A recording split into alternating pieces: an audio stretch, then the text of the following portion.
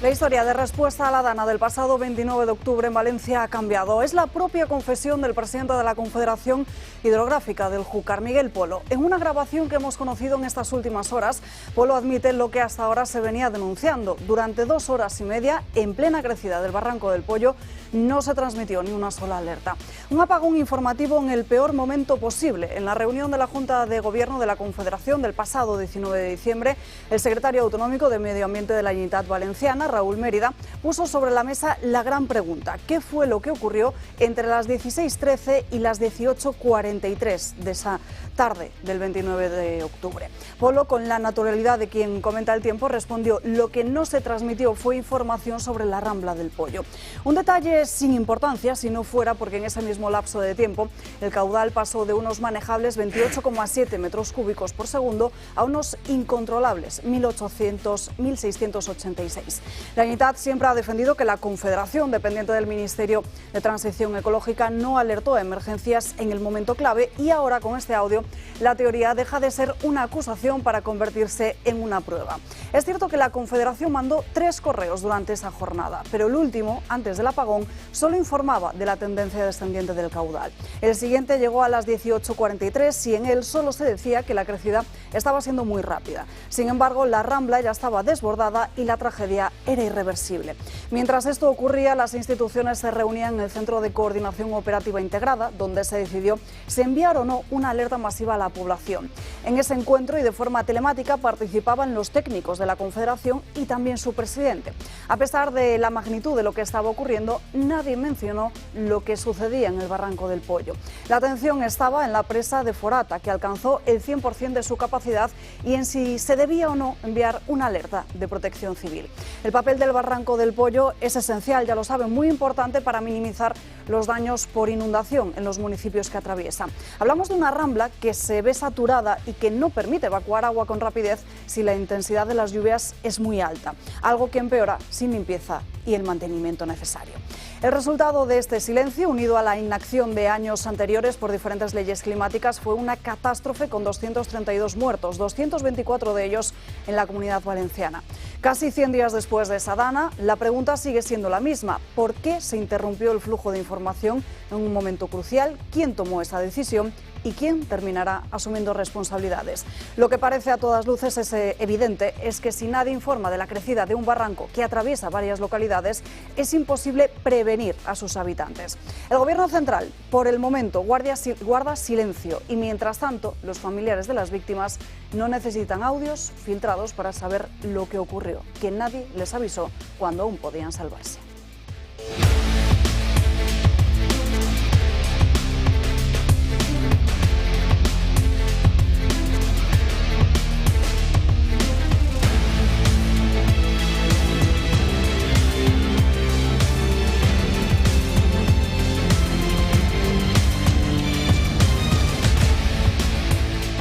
Muy buenos días, es miércoles, es día 5 de febrero, comenzamos aquí en Dando Caña, recordando que en el santoral del día de hoy celebramos San Felipe de Jesús y Santa Águeda. Muy pendientes de lo que está sucediendo a esta hora en el Tribunal Supremo, porque hoy le tocaba declarar al último de los que pasaban en el Tribunal Supremo por el caso que implica directamente al fiscal general del Estado, Álvaro García Ortiz, por esa filtración de datos confidenciales de la pareja de Isabel Díaz Ayuso. Se trata de Diego Villafañe, quien ya ha terminado esa declaración. Enseguida les contamos qué es lo que ha dicho. Es también la mano derecha del propio fiscal general del Estado, en uno de los casos de corrupción, además, de los que hablaremos en el día de hoy, porque no solo tenemos que poner el foco en el caso de Begoña Gómez después de esa imputación del alto cargo de Moncloa, sino también en el caso, en la trama Koldo, con todas las novedades que no solo salen en los medios de comunicación, referidas en muchas ocasiones a las investigaciones de la propia UCO, sino también a lo sucedido en el día de ayer con el propio José Luis Ábalos. Hablaremos de ello, hablaremos de inmigración ilegal, de lo que ha sucedido en Vox en estos últimos días y de muchos más asuntos, así que quédense con nosotros a lo largo de estas 2 horas, que comenzamos como siempre saludando a Josep María Fracas. Muy buenos días. Muy buenos días. Pues mira, hoy me ha pasado otra vez esto de que algún ministro cuando habla me rompe neuronas, y ha sido la chica esta, la tal Yolanda Díaz, cuando aseguró ahí, bueno, fue ayer cuando lo dijo, pero hoy todas las televisiones abrían con lo mismo, diciendo que era un día histórico, ¿no? Ayer, por haber... bueno, no sé exactamente qué día se refería, porque ayer no se hizo nada, porque me parece que más tiene trampa eso. O sea, el Gobierno le ha concedido la opción de colocar esto en el Consejo de Ministros para que entre en el Congreso y se apruebe, si hay suerte, a final de año, y ya veremos si llega, con lo cual le han tomado el pelo seguramente, como suele ser habitual, para que saliera una foto, pero ella no se lo pretende tomar a nosotros. De todos modos, por ejemplo, supongamos que ayer fue un día histórico, ¿no? Pues habría que ver por qué es histórico, por cargarse diríamos, el hecho de consensuar cosas con los agentes sociales, porque aquí la patronal no ha entrado. Es histórico porque, según hoy la patronal informa, eso va a costar a cada trabajador 2.000 euros. No acabo de ver por qué es histórico, pero sobre todo las siguientes declaraciones, cuando ha dicho que en el fondo nos dan más horas libres, como si el Estado velara por nosotros, me ha recordado mis veranos en Polonia trabajando en la construcción en época comunista, y la mentalidad esa de que, claro, si el Estado es el que tiene todo, evidentemente si nos libera media hora, pues hombre, podemos estar contentos, porque es como si nos diera caramelos, pan y circo, lo que se quiera, ¿no? Pero es una mentalidad que aquí choca un poco, porque de momento no hemos llegado a eso, ¿no? Pero yo recuerdo en aquellos veranos de Polonia que ahí la gente no trabajaba, no pegaba chapa a nadie, excepto en la parte del extraperlo. O sea, tú entrabas en una tienda, eso me ha pasado, a las 4 de la tarde, y encontrarte a 2 o 3 operarios, ahí tanto que tú entrabas, te miraban, ni te miraban, seguían haciendo, y quiero comprar en polaco. Ah, bueno, pues, ¿qué vamos a hacer, no? Y entonces te atendían porque no quedaba más remedio, porque lo único que miraban es el reloj, porque a las 5 se lo aspiraban, ¿no? Pero si esperabas que hicieran, o sea, lo de aquí, que te sale un tío para vender y dice, aquí es más barato que... Nada. A no ser que supieras que había trastienda. Cuando había trastienda, que por ejemplo para comprar vodka tenía que ir o pieles, había que ir a la trastienda, era otra cosa. Porque entonces sí que te metían dentro y ahí había comercio normal, ¿no? Es decir, se trataba de que compraras, porque aquello se lo elevaban en lo otro, era el Estado que, como bien dice Yolanda, de vez en cuando nos regala horas libres. Pues vaya país es el que tiene esa señora en la cabeza. Tengo claro que no es el mío, se lo puede meter donde le quepa. Saludamos rápidamente al resto de invitados que nos acompañan esta mañana. Ignacio Deces, muy buenos días. Buenos días, Alba. Luego hablaremos de Perfecto. Lo que ha sucedido en Vox con esa salida de García Gallardo. Pablo Marilloso, muy buenos días también. Buenos días, y en último lugar saludamos a Arturo Moreno. ¿Qué tal? Alba, ¿cómo estás? Pues antes de ir con los diferentes asuntos del día, de meternos de lleno con la actualidad que marca la agenda política, no solo de este miércoles, sino de todas las semanas, saludamos en nuestra mesa a Angélica de la Riva. Muy buenas tardes. Buenas tardes, Alba. Ella es soprano y está aquí con nosotros porque la próxima semana, el viernes 14 de febrero, Día de los Enamorados, hay un importante evento en el Ateneo de Madrid. Sí, vamos a hacer un homenaje a Puccini, que es el compositor posiblemente el más romántico de todos. Y es un concierto en el Ateneo de Madrid a las 20 horas y vamos a interpretar piezas muy poco conocidas de Puccini. La primera mitad del concierto interpreto canciones que muy poca gente las conoce y la segunda parte del concierto las arias de ópera que tanto amamos. ¿Cuáles serían algunas de esas obras que menciona? Bueno, en la primera parte, por ejemplo, Sol y Amore, que Puccini utilizó la misma melodía para el segundo acto de La Bohème. Esas canciones que interpreto en la primera mitad es de etapa de conservatorio de Puccini y después aprovechó, como muchos otros compositores, por ejemplo, Andrew Lloyd Webber, que hizo El fantasma de la ópera, aprovechó muchas melodías de Puccini, por ejemplo, de Manon Lescaut y de La fanciulla del West para El fantasma de la ópera. Así que Puccini se inspiró en él mismo para desarrollar las melodías de sus óperas. Y es un honor muy grande traerlo al Ateneo de Madrid, que es un espacio histórico, y aquí en Madrid. Una cita imprescindible para los amantes de la ópera, pero también supongo con una cierta intención divulgativa, ¿no? Por supuesto.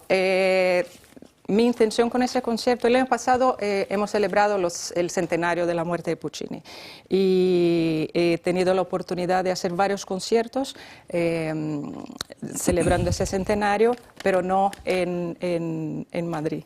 Y entonces surgió la oportunidad en el Ateneo, el día de San Valentín, celebrando el Día de los Enamorados, y siempre con un poco un tono didáctico, pero con mucha muy divertido, ¿no? Entonces cuento algunas anécdotas de Puccini, que era un personaje maravilloso entre las piezas, contando un poco la historia, tanto de las canciones como de las arias, tanto anécdotas personales de Puccini como anécdotas de otros intérpretes, cantantes a los cuales admiro muchísimo, y también un poquito la historia de las arias de las óperas. Cuéntenos alguna de esas anécdotas, un pequeño aperitivo de lo que podremos disfrutar el próximo día 14. Bueno, por ejemplo, Tosca. Tosca, no había nadie más celoso que Tosca, pero seguramente Puccini se ha inspirado en su esposa, Elvira, pero que Elvira sí tenía razones de sobra para ser celosa. Y hay poquísimas óperas que no son trágicas y que no terminan con la mujer muerta al final o por suicidio o por tuberculosis o lo que sea. Y no deja de ser el caso de Tosca. Y la esposa de Puccini, Elvira, se puso tan celosa de la señora que trabajaba en la casa que ella se suicidó, tomó veneno de ratos. Y esa es una anécdota un poco más trágica, pero hay cosas un poco más ligeras y más divertidas de Puccini. Supongo que afronta este reto con muchísima ilusión también, ¿no? Muchísima. Es un honor. Puccini con Verdi, para mí son los dos compositores por excelencia, primero por la forma como componen para la voz. Es un privilegio y un honor servir de instrumento para esas obras. Y el Ateneo de Madrid a veces me da la impresión de que los madrileños y los españoles han perdido un poquito la historia del Ateneo. A veces nos olvidamos, porque sí que pasó por una etapa complicada, pero ahora está pasando por una reforma, y el trabajo que están haciendo para por lo menos la sesión de música. Bueno, cuando Einstein estuvo en Madrid, estuvo en el Ateneo de Madrid. Cuando Marie Curie estuvo en Madrid, estuvo en el Ateneo de Madrid. Así que yo me siento muy contenta de servir de instrumento a Puccini en el Día de San Valentín, Día de los Enamorados, en el Ateneo de Madrid. Mencionaba antes que en el año pasado, en el 2024, sí, ya hubo varios conciertos. ¿Dónde fueron y, sobre todo, cómo era la sensación de los que allí acuden al finalizar? Los últimos que hice en diciembre, por ejemplo, que fue cuando empecé a interpretar esas canciones, porque empecé los conciertos durante el año con las óperas y dando más énfasis a las áreas de ópera. Y entonces me empecé a cuestionar y surgió la oportunidad en Brasil para hacer un concierto en un espacio más íntimo, y a partir de ahí empezó a ir a las salas más grandes con ese repertorio que es la música de cámara de Puccini. La gente sale absolutamente contenta, llora, ríe y se da cuenta de que el compositor, que es el más reconocido del mundo, hay muchas obras de él que no conocemos, que no son interpretadas en el repertorio con mucha constancia, con mucha frecuencia. Entonces la gente salía, no puedo creer que no conocía esa pieza, no puedo creer que es la primera vez que escucho esta canción. Yo decía sí, y se dan cuenta de que partes de esas canciones están claramente siendo utilizadas en otras óperas de Puccini y de otros compositores, así que salen con una alegría tremenda. No es para menos. La entrada, ¿libre hasta completar aforo? Libre hasta completar aforo, así que sugiero y pido que lleguéis temprano. El concierto empieza a las 20 horas y quería agradecer a la Embajada de Italia que nos está apoyando en ese concierto, y a nuestros patrocinadores, que es Love Spirit, que nos brindará también con su champán, a Sture Vodka y el Grupo Ferrero. Pues allí estaremos. Que nos brindarán con su chocolate. Hombre. No está No nada está mal. mal, ¿eh? Celebrar el Día de los Enamorados, ahí esperamos a todos vosotros. ¿Con enamorado o sin él? Hombre, Angélica de la Riva, un placer conocerla. muchas gracias, el Mucho placer éxito. de todos es mío y gracias por la invitación y por la difusión. Allí estaremos. Vamos ya con los asuntos del día. Uno de ellos, ya lo sabrán a estas horas, esa salida de Juan García Gallardo. Lo comunicaba a través de sus redes sociales con una carta que compartía precisamente a través de X. Esta mañana ha estado en los micrófonos de Cadena COPE y esos han sido algunos de sus titulares. Comparto el proyecto que tiene el presidente, Santiago Abascal, de intentar construir un gran espacio de derecha alternativa o de patriotas o de como lo queramos llamar, pues para desafiar a las decisiones de los burócratas de Bruselas. Yo confirmo que esas informaciones que he visto por ahí, con algunas omisiones, pero bueno, en lo esencial son ciertas. Pero yo quiero reiterar que para mí ese solo ha sido la guinda del pastel, ha sido la gota que ha colmado el vaso y mis discrepancias vienen de mucho más lejos. Yo hasta ahora he querido ser prudente y la verdad es que yo creo que a buen entendedor pocas palabras bastan. Lo que pasa es que durante los 2 últimos días tengo constancia, porque tengo relación con mucha gente, también dentro de los medios de comunicación, que se está haciendo una guerra sucia para tratar de desprestigiarme, que yo no voy a permitir.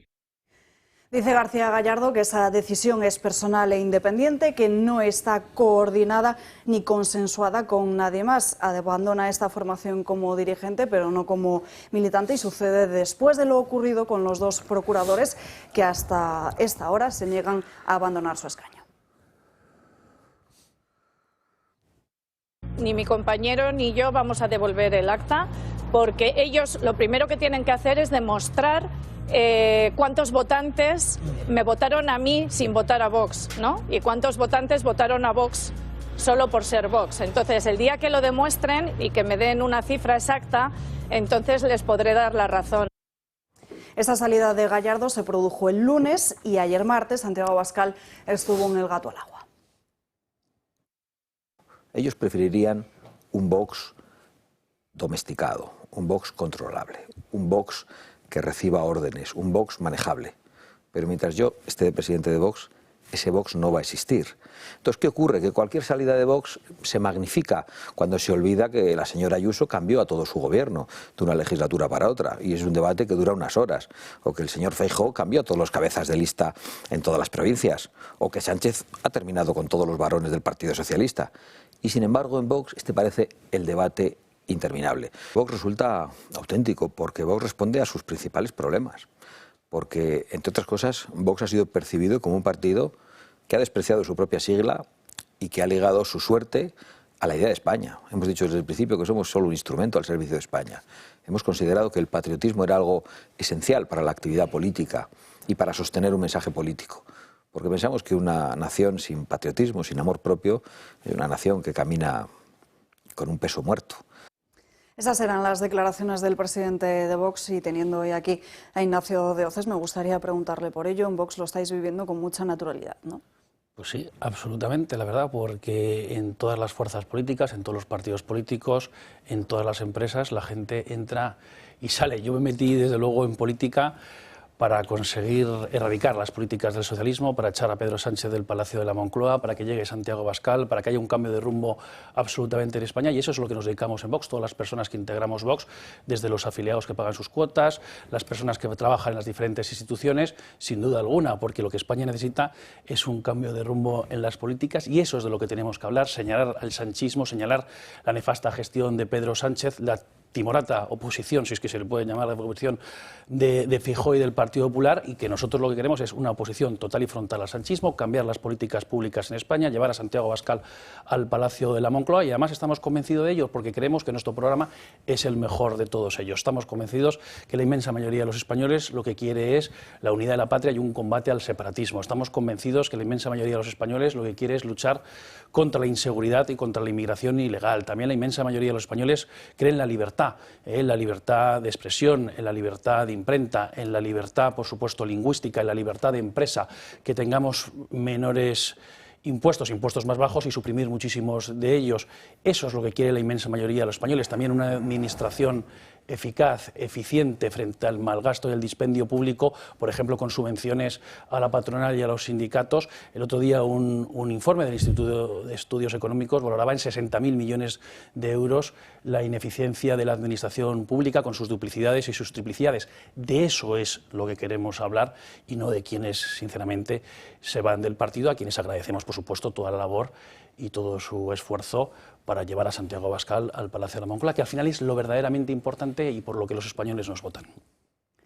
No sé si queréis comentar algo por este otro lado. No habría, yo mi experiencia cuando dejé la política activa, pues y al principio, ahora ya hace tiempo que no, pero al principio mucha gente se movía y para montar partidos nuevos, ¿no?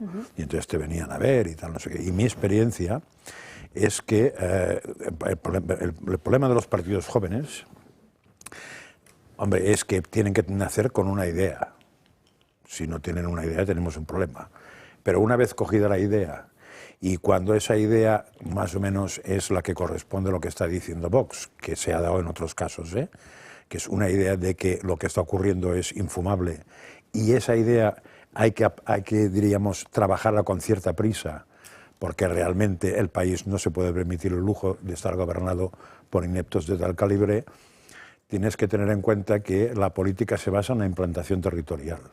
Si no consigues implantación territorial, no existes, o existes muy poco. Y la implantación territorial, cuando tienes urgencia, pues hay que buscar gente que esté en los distintos sitios. Y ahí es muy fácil cometer errores. ¿De qué tipo? Pues de que te viene gente que está muy bien y viene gente que no está muy bien. Y eso solo lo cura una cosa, que es el tiempo. O sea, el ver cómo la gente va funcionando, pues va haciendo que haya gente que caiga, porque realmente lo que buscaban no era apuntarse a una idea, sino apuntarse a un carro por si salía bien.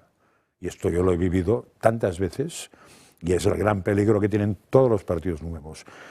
Por ejemplo, claro, es muy fácil organizar unas elecciones europeas, porque una lista de X personas, eso está tirado.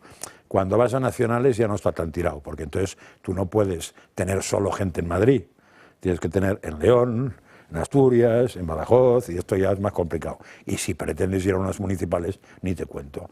Y entonces ahí hay un porcentaje de goles que se te cuelan, que a pesar de que hay partidos que lo han trabajado más para que no ocurra, porque yo sé que hay partidos que lo han trabajado mucho para que no ocurra, la urgencia de querer pues hace que se cometan errores, y por tanto después la maquinaria tiene que, yo supongo que lo que está pasándole a Vox obedece en parte a eso.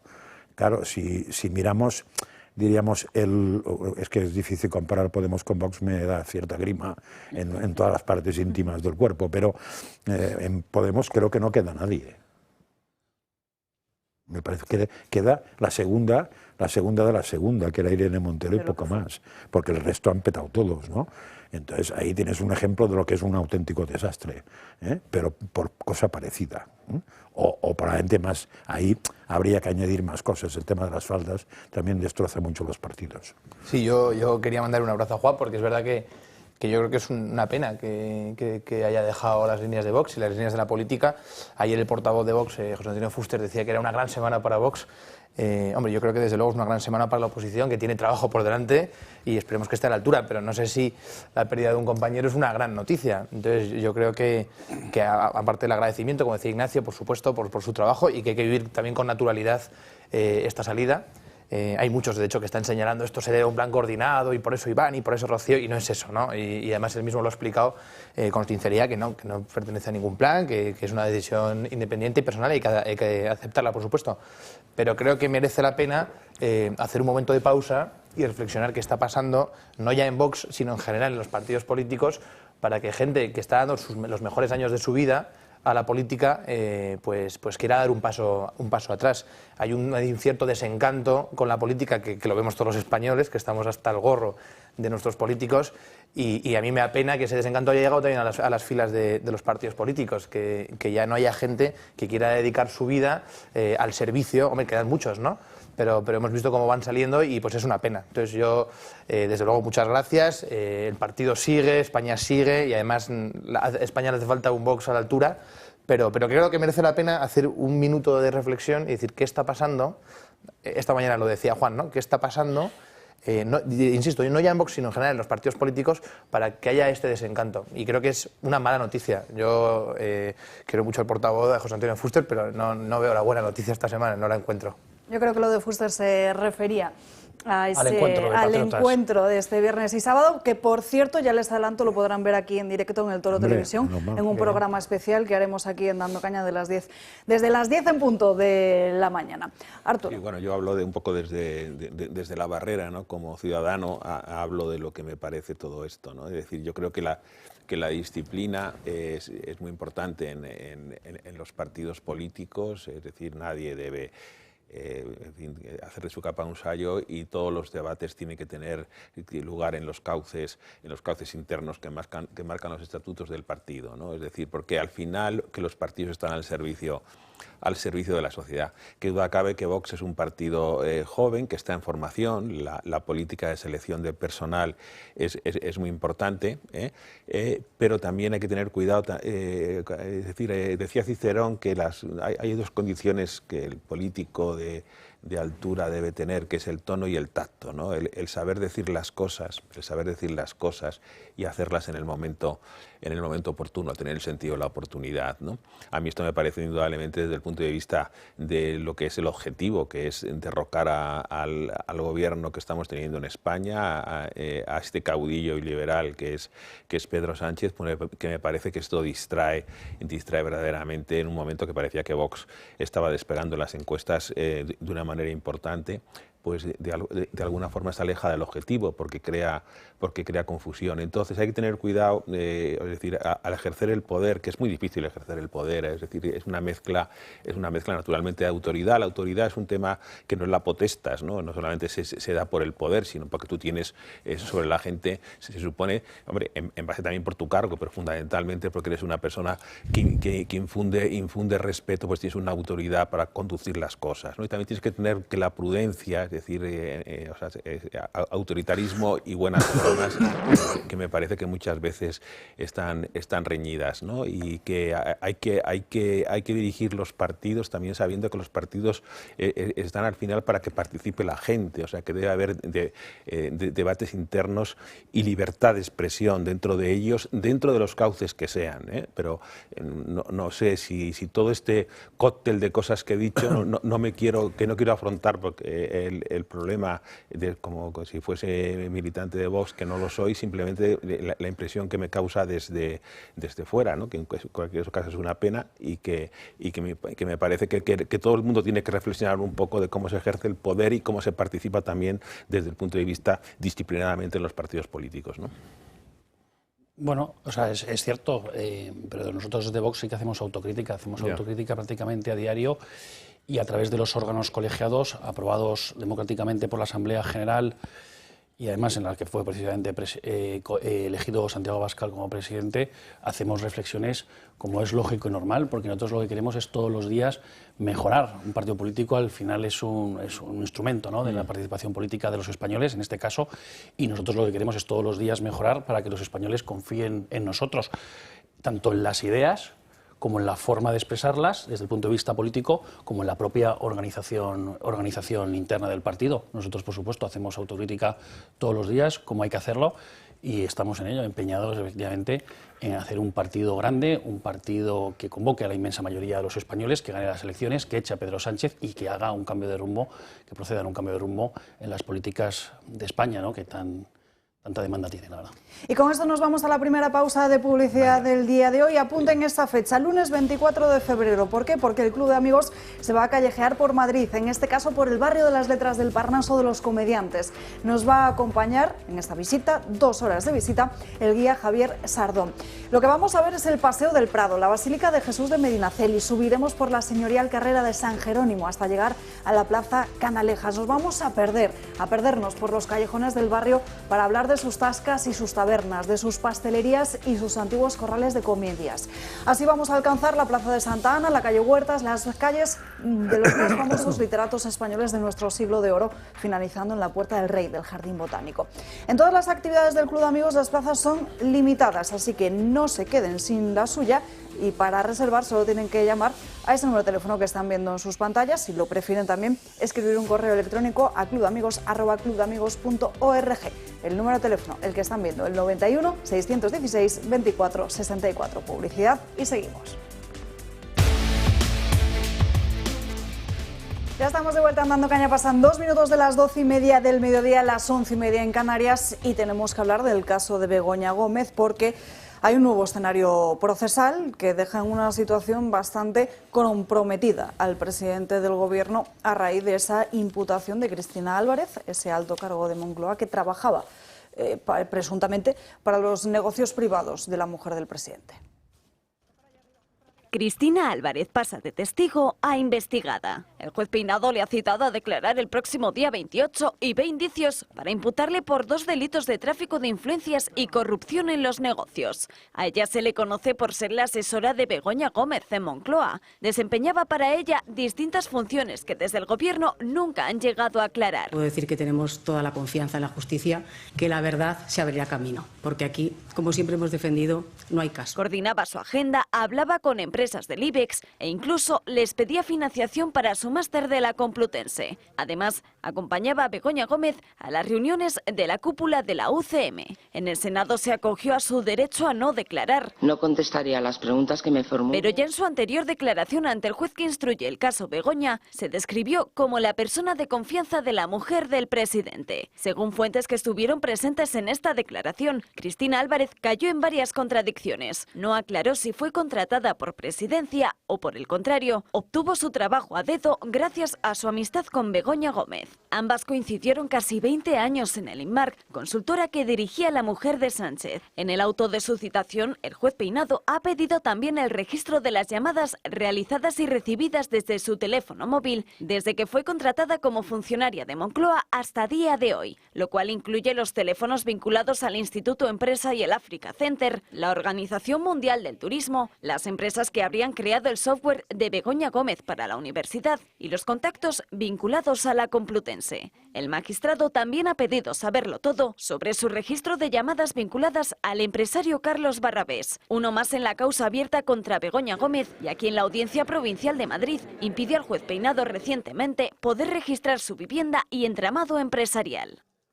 Bueno, Cristina Álvarez está imputada por tráfico de influencias y corrupción en los negocios, ahora se le llama investigada. Ya saben que la mujer del presidente del Gobierno, Begoña Gómez, no ostenta ningún cargo público. A pesar de ello, esta persona, Cristina Álvarez, estaría a su servicio no solo para lo que tiene que ver con las propias funciones de Pedro Sánchez, sino incluso para sus negocios privados, que es lo que precisamente se está investigando en estos momentos. Arturo.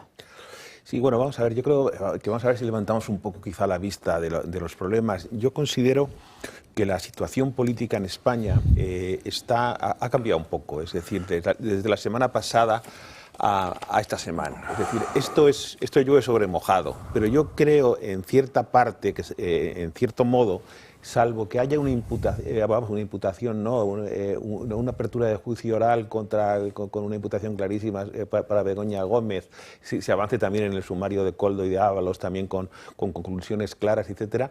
A mí me parece, o que, por ejemplo, el juez impute al presidente del Gobierno, cosas así, a mí me parece que estos temas, sinceramente, están bastante descontados por la resistencia al electorado socialista, por la gente que les vota. Yo veo al Partido Socialista, y otra cosa es que políticamente, naturalmente, que tengas que recordarlo continuamente, pero al Partido Socialista yo le veo anclado entre el 28 y el 29%, posiblemente eso en unas elecciones pues puede estar en torno al 30%, porque juegan otros factores y gente que ahora mismo dice que no les va a votar, a lo mejor les acaba votando, no lo sabemos. Pero yo, lo que tiene que tener claro la oposición, que la foto del partido en este momento es que el gobierno sigue que no gobernando, porque no puede hacer nada, pero mandando, que es lo que le gusta a Sánchez, mandar, que tiene el poder intacto. Hemos visto lo de Telefónica hace nada, la capacidad además para hacer leyes ad hoc, tanto la de Puigdemont con la ley de amnistía como la acusación particular de Begoña, es decir, toda la cantidad de tropelías que hacen con sectarismo, con maniqueísmos, con radicalismos absolutamente montaraces, etcétera.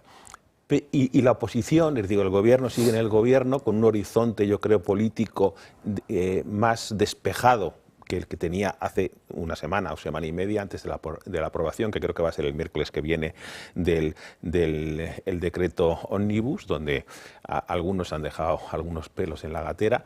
Y la oposición sigue donde estaba, la oposición sigue en la oposición. Entonces aquí, a ver si nos metemos en la cabeza, aquí lo que se trata es de derribar al gobierno, no de tener rencillas políticas entre aliados y montar pequeñas batallas internas, etcétera. Aquí lo que se trata es de derribar a este gobierno. O sea, este es un gobierno que se está repartiendo como botín personal, las cosas que son de los españoles. Hoy venía una información en la ABC que me parece gravísima. Es decir, que después de aprobarse una ley recurriendo, como la ley de eficiencia procesal, me parece que se llama, de la Administración de Justicia, una vez que está aprobada por el Parlamento en una determinada forma, resulta que ellos dicen que ha habido errores técnicos y cambian el contenido de la ley sin ningún tipo de control, como siempre, ¿no? Es decir, es una gente que está fuera de las leyes, que está deteriorando la democracia en España, que no tiene ningún freno ni contrapeso en cuanto a sus decisiones, y que se ha apuntado al lawfare de la extrema izquierda y de los independentistas, que está continuamente manipulando y creando tal, que se ha apropiado totalmente de las instituciones democráticas, ¿no? Que el Tribunal Constitucional posiblemente apruebe la ley, convalide la ley de la amnistía en el mes de julio, que además quieren cambiar la ley de la acusación particular para, entre otras cosas, que los señores los cargos que hay contra de asociaciones que hay contra presos de ETA desaparezcan de 130 sumarios. Es decir, para complacer completamente tal, y por supuesto que es la ley Begoña, ¿no? Entonces, frente a esto, el perderse en batallas pequeñas, yo creo que todo esto pues ya lo sabemos. Es decir, el juez sigue instruyendo, la asesora de la mujer del presidente del gobierno pues ha sido citada como investigada, de acuerdo, porque me parece bien que le estoy diciendo, pero para mí esto desde el punto de vista político, que seguirá su curso y hay que seguir insistiendo, está descontado. Lo que no está descontado es la radiografía de cómo está el país, ¿no? Un país que está lleno de charlatanes, donde la confrontación es permanente, es decir, el maniqueísmo, el sectarismo, el crear realidades paralelas, los hechos alternativos, las posverdad, las dinámicas delictivas en general en todo. Es decir, y lo que se trata es de derrocar a Sánchez. Y entonces yo creo que eso exige quizá, quiero decir que no prestemos, por supuesto hay que prestar atención porque está la actualidad, estamos en un programa informativo, hay que prestar atención a la actualidad, pero el tema de fondo, a mi juicio esto está ya un poco descontado. Pero no solo con el caso de Begoña Gómez, sino también al margen del juez Peinado, el propio Tribunal Supremo está situando al propio gobierno del Partido Socialista en el centro de las tramas de corrupción. Antes de ir con ello, les cuento las últimas novedades que aparecen publicadas en los diferentes medios de comunicación. El Confidencial recoge hoy, publica los nuevos WhatsApps que prueban cómo el presidente de Canarias y el actual ministro de Política Territorial, Ángel Víctor Torres, se habría coordinado con el propio Koldo para adjudicar contratos de suministro de material sanitario. Fíjense, estas conversaciones son de julio del año 2020. Koldo envía a Víctor Torres un PDF de unas 60 páginas en los que se habla de modelos de mascarillas que no reúnen las condiciones necesarias para ser efectivas. En esta guía, es la de las guías famosas, pregunta el ministro de Política Territorial a Koldo. Dice, no están y por eso te lo mando. De esta forma, estos mensajes evidencian esa inquietud de Ángel Víctor Torres por la posibilidad de que los lotes adquiridos por su gobierno, el entonces gobierno autonómico, figurasen entre esa alerta de Inbasat y estallase de esta forma un escándalo. En estos momentos en los que se produce ese intercambio de WhatsApps, el Servicio Canario de Salud ya había adjudicado a dedo, una de las empresas de la red, a Soluciones de Gestión, 2 contratos de emergencia por un total de casi 12 millones de mascarillas. Por otro lado, The Objective recoge hoy la segunda entrega de lo que ya venía contando en estos días de Obiang. Cuenta cómo José Luis Ábalos habría usado como enlace al ginecólogo del que tanto se había hablado en un primer momento, Ignacio Palomo, para poder llegar a la dictadura de Obiang. Por su parte, El Mundo recoge los mensajes entre Víctor de Aldama y José Luis Ábalos, una vez que este último, Ábalos, dejó el ministerio. Es muy importante que hablemos. Según ha podido conocer El Mundo, así se cuenta, la relación entre todos ellos estaba en ese momento muy deteriorada y el empresario exigió al socialista que interviniese personalmente y que incluso mantuviesen diferentes conversaciones para poder organizar todo. ¿Qué es lo que ha sucedido en estas últimas horas? Pues que el magistrado da credibilidad al testimonio de Víctor de Aldama y pide que se investiguen todas las conversaciones con los dirigentes del Partido Socialista. Acelerón judicial en la trama Koldo. El juez del caso pide a la UCO que investigue el patrimonio de José Luis Ábalos y de su hijo Víctor Ábalos. Quiere saber la situación de sus cuentas bancarias, de sus bienes inmuebles o vehículos registrados a su nombre, así como de la posible participación de ambos en entidades mercantiles. El magistrado pide también un informe detallado sobre todas las llamadas telefónicas y los mensajes que se haya intercambiado la trama. Sobre todo, Víctor de Aldama con José Luis Ábalos, Víctor Ábalos y con aforados como Ángel Víctor Torres o Santos Cerdán. Además, quiere identificar a las personas que contrataron laboralmente a Jessica Rodríguez, expareja de Ábalos, en Ineco y en Traxatec. Pero el juez, Leopoldo Puente, va aún mucho más allá. Le reclama a Víctor de Aldama que aporte en un plazo máximo de 10 días una relación de los pisos que asegura haber facilitado para encuentros con señoritas en los que participaban Víctor Torres, Koldo García y José Luis Ábalos. El juez quiere saber las fechas de los contratos, de las estancias y el pago de todo ello, así como posibles pagos a las señoritas. Para avanzar en la investigación, el juez cita el próximo 18 de febrero como investigados a José Luis Ábalos y a Koldo García. Para este último, el juez ha solicitado realizar una prueba caligráfica para comprobar si su letra coincide con documentos aportados por el comisionista. Más adelante cita a 17 testigos. Entre todos ellos se encuentra Jessica Rodríguez, expareja de Ábalos, Víctor Ábalos, hijo del exministro, Joseba García, hermano de Koldo, la empresaria Carmen Pano y su hija, y Carlos Moreno, mano derecha de la vicepresidenta María Jesús Montero. Bueno, como pueden comprobar con estos dos movimientos, el del juez Juan Carlos Peinado y el del magistrado de la trama Koldo, lo que refuerza es esa hipótesis de que esto es solo la punta del iceberg de una trama de corrupción mucho más gigantesco. Sí, a ver, yo tengo que decir que ya llevo mucho tiempo perdido, ya lo he dicho más de una vez. No solo por esto, por más cosas, desde hace tiempo ya. Pero por esto muy perdido.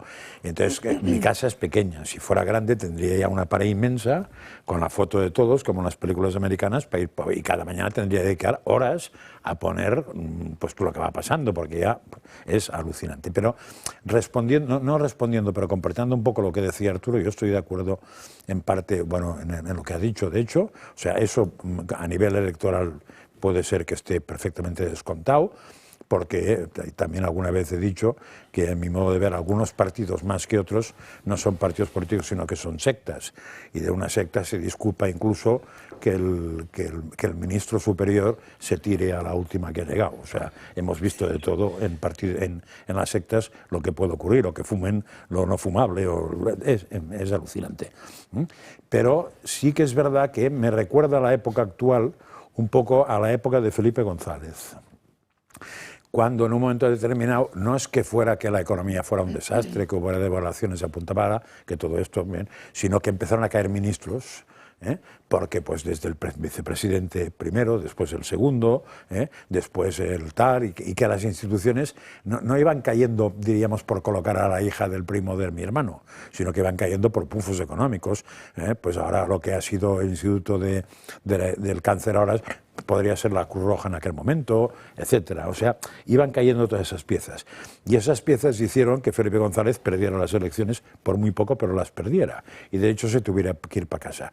Pero sí que, de la misma manera que recuerdo la figura de todo eso, los Roldán en calzoncillos, todas esas cosas tan interesantes de este país, sí también recuerdo una voz en el desierto, que no era tan desierto, que era un tal Aznar, y unos gritos medio desesperados continuos, mañana, tarde y noche, de váyase señor González, cosa que ahora no encuentro en ningún sitio. O O sea, el váyase, señor González, por el principal partido de la oposición, creo que está inédito. Y también recuerdo otra cosa, que Arturo la recordará porque probablemente incluso participó en ella, como había debates en televisión en que te aparecía un señor, en aquel caso el único oposición era el PP, un tío que sabía economía del PP, que siempre estaba en todos los debates y era el de economía del PP, o incluso Celia Villalobos, que mira que es rarita la señora y que con el PP poco tiene que ver, pero siempre salía a defender el PP, el PP de aquella época. Vamos, bueno, yo creo que es la estupenda figura del PP, Celia Villalobos. Ya, no, ahora sí, vamos, pero en aquel momento no, y porque al lado estaba la Llora de Palacio, que tenían que ver una con la otra, como puedo tener que ver yo con Irene Montero, ¿no? Todo eso es lo que no veo, es decir, ahora mismo tenemos un gobierno absolutamente acorralado, pero la oposición, sobre todo, la que es la más culpable, porque es la mayoritaria. Claro, hasta el PSOE esta mañana la vicepresidenta ha dicho el partido mayoritario, no mayoritario, no, el que ganó las elecciones. O sea, no es una, pues ese está, no sé, bueno, sí, ahora dándole un balón de oxígeno para no cabrear a los jubilados, y los va a cabrear igual porque ya se encargarán a nosotros de que se los cabreen. Antes de darle la palabra a Pablo y luego a Ignacio, María Jesús Montero, sobre su número 2, que también está salpicado por todo esto. Sobre Carlos Moreno, lo escuchamos. Probablemente no conoce a mi director de gabinete, pero muchas formaciones políticas lo conocen.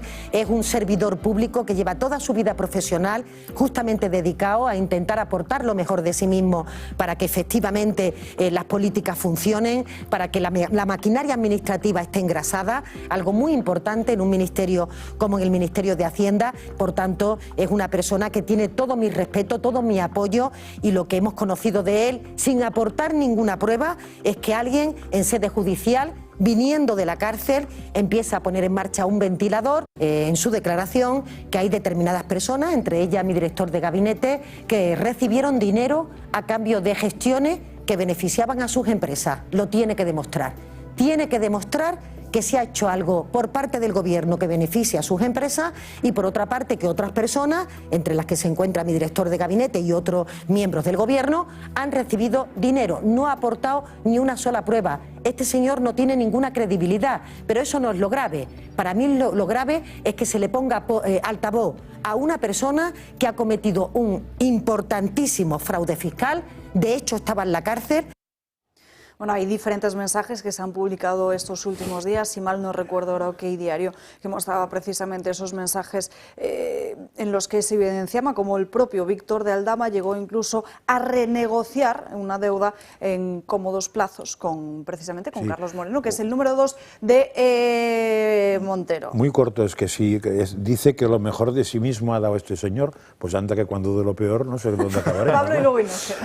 Bueno, ha dicho antes una cosa, Arturo, muy interesante, que tenemos que aprender a distinguir lo importante de la paja, porque es verdad que hay casos que se están archivando de Begoña, hay tropelías que son abiertamente ilegales y hay cacicadas pues que bueno, que están ahí en el límite. También el PSOE es experto en trapecismo, en la ley, entonces sabe muy bien dónde moverse, ¿no? Entonces hay cosas que van a quedar archivadas. El caso de Cristina Álvarez, la asesora de Begoña Gómez, sé que tiene un muy buen abogado, que es José María de Pablo, un abogado que no suele aceptar casos que va a perder, entonces yo creo que eso concretamente puede quedar mal. Entonces tenemos que estar atentos a la letra pequeña del PSOE, que es mucho más preocupante que los grandes titulares, que puedo decir que incluso les puede llegar a beneficiar. Estos grandes titulares pues que sirven como cortina de humo de pues eso, la propuesta ayer del Consejo de Ministros, la reforma que quieren hacer del Poder Judicial, mil cosas, ¿no? Entonces creo que en primer lugar tenemos que distinguir lo que es paja de lo que no es paja. Begoña tiene porquería hasta el cuello, y esto lo sabemos todos, y va a caer, si no es por una cosa, será por otra, ¿no? Pero tampoco tenemos que exacerbarlo todo, porque les damos un favor a veces cuando jaleamos causas que van a quedar en los juzgados en nada, ¿no? Y que sirven para callar otros temas. Y lo segundo, que es una cosa que hemos hablado otras veces aquí, es la capacidad del Partido Socialista para generar liderazgos de donde otros solo generaríamos un saco de basura. A mí que Salvador Illa sea presidente de la Generalitat, que Salvador Illa debería estar sentado en el banquillo de la acusación. Pero es que Pilar Sánchez Acera, la que filtró los mensajes, ahora es la número 2 del PSOE en Madrid. Ascendida. Y ovacionada allí por todo el mundo. Es que María Jesús Montero, cuyo jefe de gabinete, pues eso, también tiene porquería hasta el cuello, es que eres líder del PSOE en Andalucía, una tierra a la que no debería haber vuelto después de su tiempo ahí en la Consejería de Hacienda. Pero es que me parece mucho peor. Es que Ángel Víctor Torres es el ministro presuntamente más corrupto que ha tenido el PSOE. Cuando se destape toda la corrupción de Ángel Víctor Torres en el gobierno de Canarias, cosa que algunos estamos muy interesados y estamos investigando. Yo sé que Ángel Víctor Torres tiene casos de corrupción en Canarias y de adjudicaciones que yo espero que lo podamos publicar pronto, porque de verdad es uno de los más pringados. Y se va a quedar en nada, lo de los SERE se va a quedar en nada en comparación con este señor que sin embargo ahora es uno de los grandes ministros de política territorial y tal. Entonces, a mí me sorprende cómo el PSOE, donde nosotros vemos desechos políticos, donde nosotros queremos que la gente dimita y se vaya al banquillo, que es donde debería estar, consiguen, pues no sé, resurgir nuevos liderazgos y florecen como nuevos rostros. Bueno, varias cosas. La lucha contra la corrupción es algo esencial. A lo mejor no da rédito político, pero es una cuestión de ética pública y de dignidad nacional y por lo tanto hay que luchar. Y por eso desde Vox nos hemos personado en todas las causas, siempre somos acusación popular y lo que intentamos es llevar a estos señores al banquillo.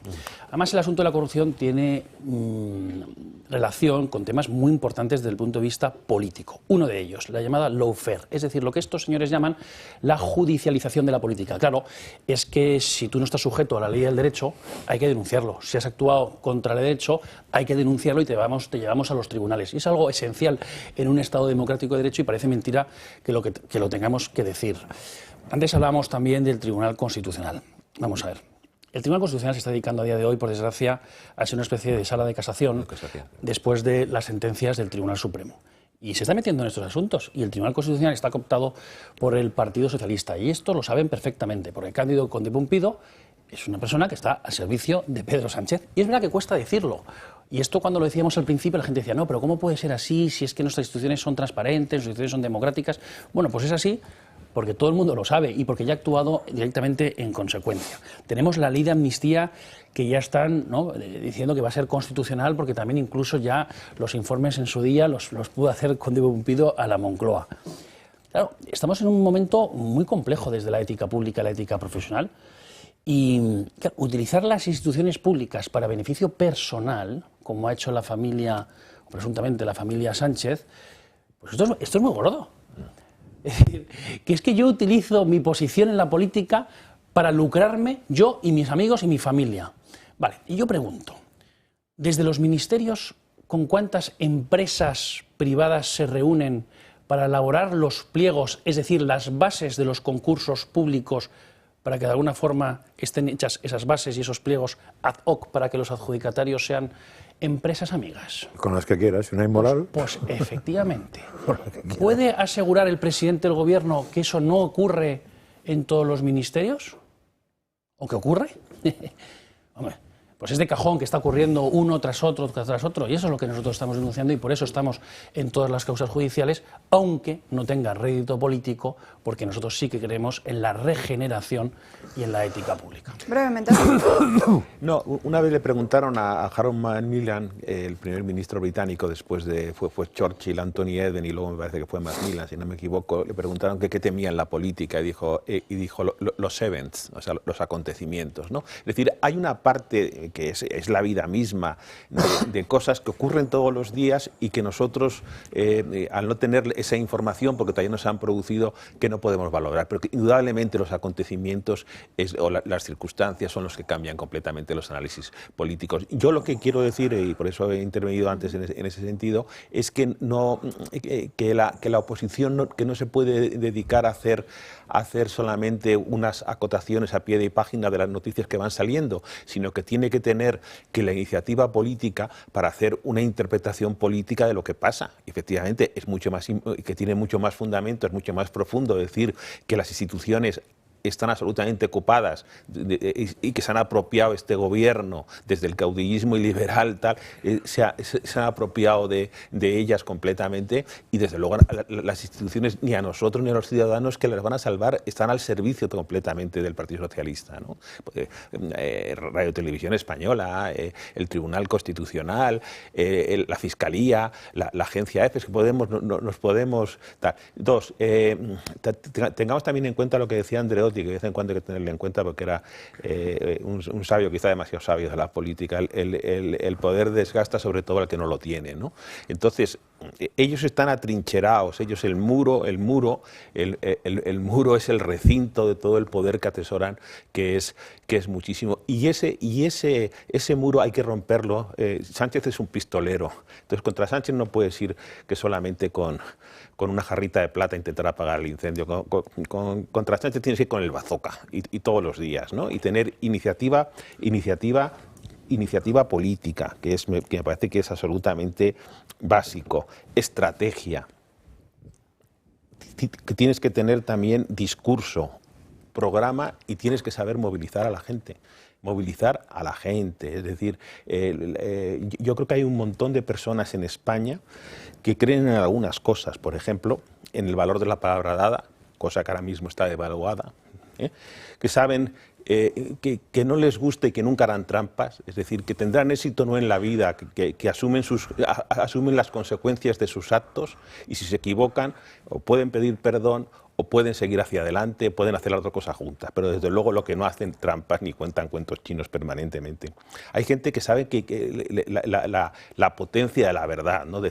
Leía otro día una cosa de Cervantes que es verdad, además que puede ser hasta dietético, la verdad adelgaza y no quiebra, ¿no? Y además es igual, o sea, se va en contra de la verdad que tanto por no cumplirla, o sea, por no ser fiel a ella, como por el silencio, ¿no? Eso me parece que lo decía también Cicerón, que la verdad se corrompe tanto por el silencio como por mentir, ¿no?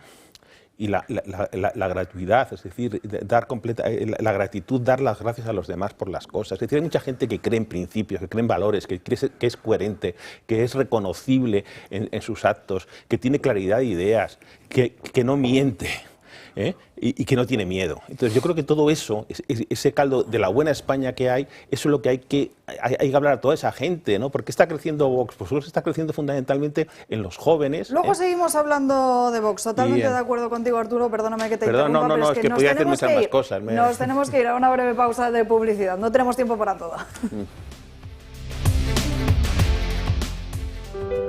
Las enfermedades cardiovasculares causan 18 millones de muertes al año en el mundo.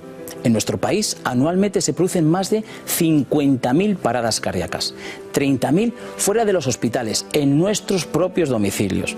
Para estas situaciones en las que hay que actuar tan rápido, elige los desfibriladores de Protege tu Vida. Fáciles de utilizar porque son muy intuitivos y son nuestros mejores aliados. Nos permiten salvar nuestro corazón y no dañar el cerebro en estos primeros minutos vitales. Llama ya al 900-730-061 y consíguelo.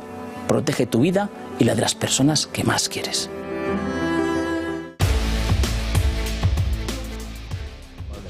Ya estamos de vuelta Dando Caña, 1:01 de la tarde. Nos vamos ya con las crónicas de Manicomio, de Gabriel Serrano. Gaby, muy buenas tardes. Muy buenas tardes, Alba. En general siempre intentamos traer cosas interesantes, ¿no?, de Manicomio, pero lo de hoy, bueno, hemos hablado alguna vez de ello y puede romper todas las barreras, porque vivimos en un mundo adoctrinado por el tema woke, que poco a poco pues ha ido un poco cambiando, ¿no? Ideología de género, etcétera, etcétera.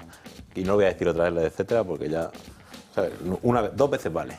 Con una es suficiente. Pero yo he dicho dos entre camino, ni para ti ni para mí. En este caso, las universidades pues intenta un poco enseñar a los alumnos, ¿no?, que la gente esté preparada para su futuro, pues trabajar y tener una carrera digna. Pues ahora el lenguaje de estas universidades ha cambiado, porque la conferencia de rectores y rectoras de la universidad han firmado un documento. Esto lo componen 77 universidades de toda España. Pues bien, 55 han firmado un documento que vamos a ver un poco.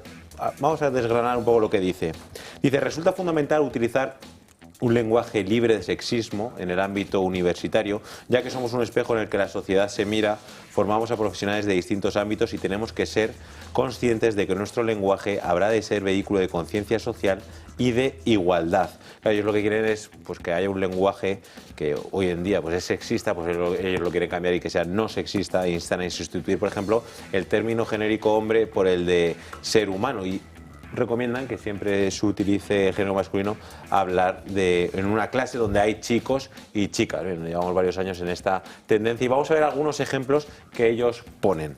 Por ejemplo, dice que a partir de ahora es mejor utilizar la palabra profesorado en vez de profesores, como también utilizar alumnado o estudiantado en vez de alumnos. También dicen personal investigador en vez de investigadores, personas tituladas en vez de titulados, becas para alumnado extranjero en vez de becas para extranjeros.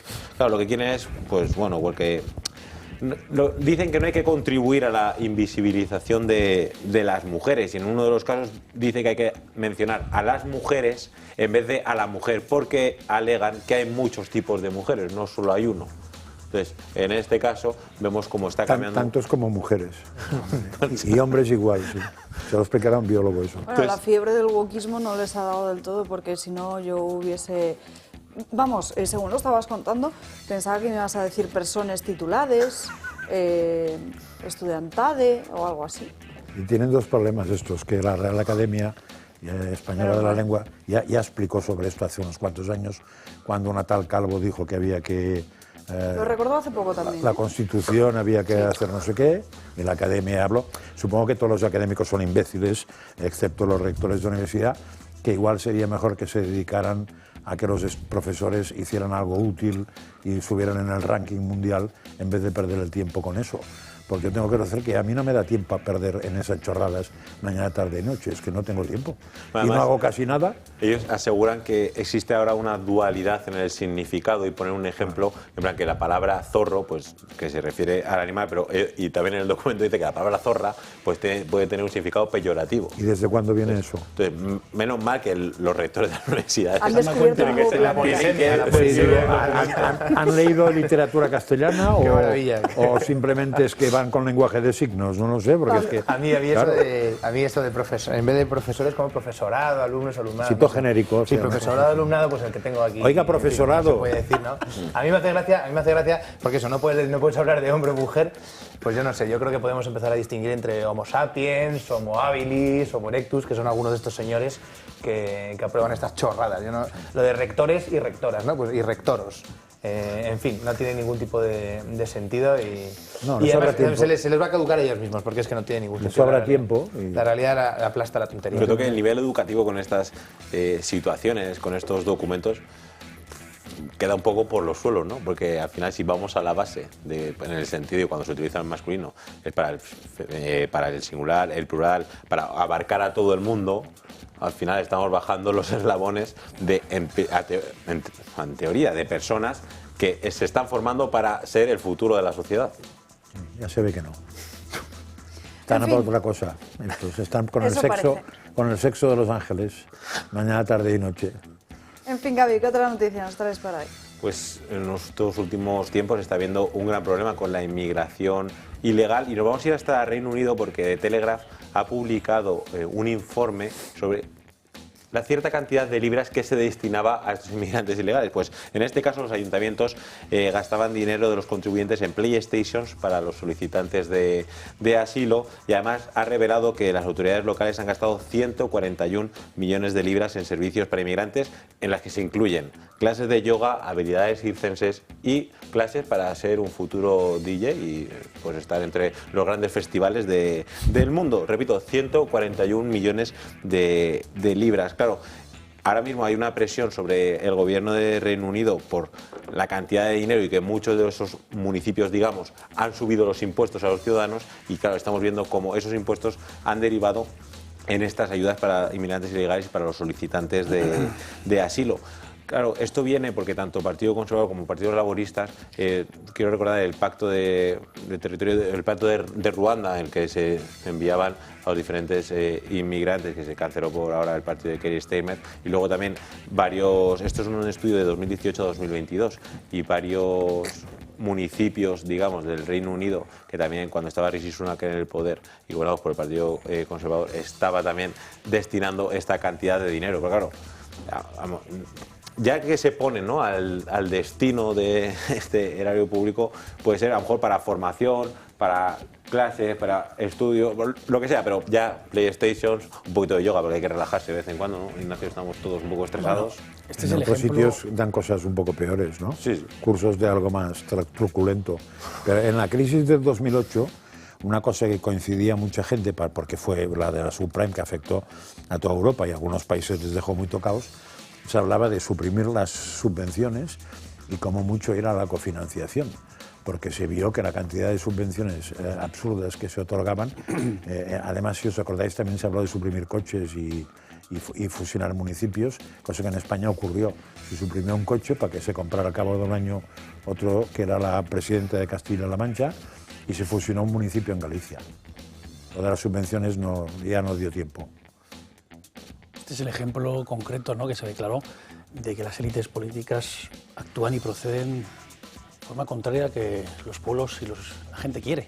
Es un ejemplo clarísimo. En España también sabemos, por un informe reciente de la Fundación Neos, que estamos destinando 30.000 millones de euros a la inmigración ilegal.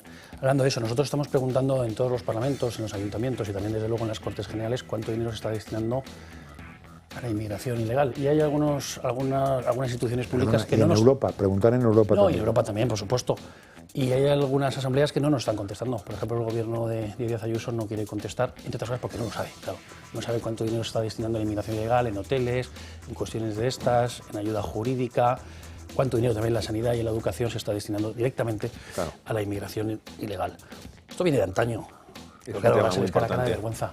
Porque el dinero público se destina a lo importante, no a estas chorradas. En España estamos también malgastando dinero público por todos lados. Totalmente. Por todos lados.